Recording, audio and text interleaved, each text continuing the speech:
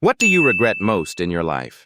I took a deep breath, looked at my girlfriend, the stunning, absurdly rich, drives a Tesla just for fun girlfriend, and said, I regret telling you I knew how to play golf. Let me explain. When I first met Sophia, she was way out of my league. Like, if life was a video game, I was still in the tutorial and she was the final boss out of my league. She came from a family so rich they had a chandelier in their bathroom. Meanwhile, I once considered an expired can of beans a lucky find. But love doesn't care about tax brackets, right? We started dating, and at first things were great. She never made me feel bad about my, financial flexibility. She thought my ability to make a meal out of a single potato was resourceful, her words, not mine.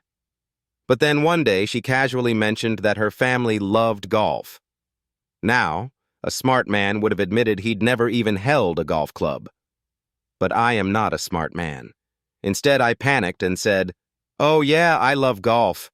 Big golf guy."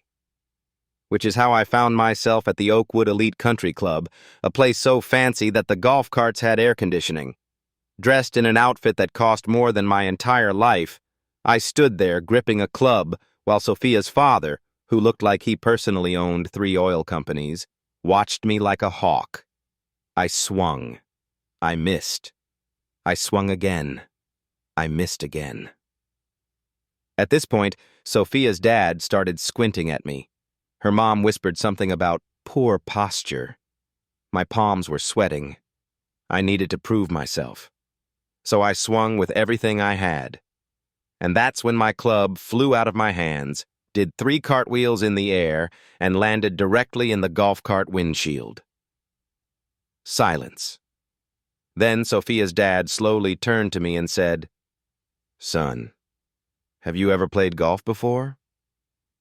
And in that moment, I had 2 choices. 1, admit my lie and face humiliation. 2, commit to the bit.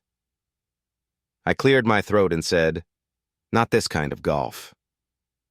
That was the day Sophia's parents learned I was broke and a liar. "But hey, Sophia?" She just laughed and said, "I knew you were faking it." And that, my friend, is how I lost a golf club, but won the love of my life.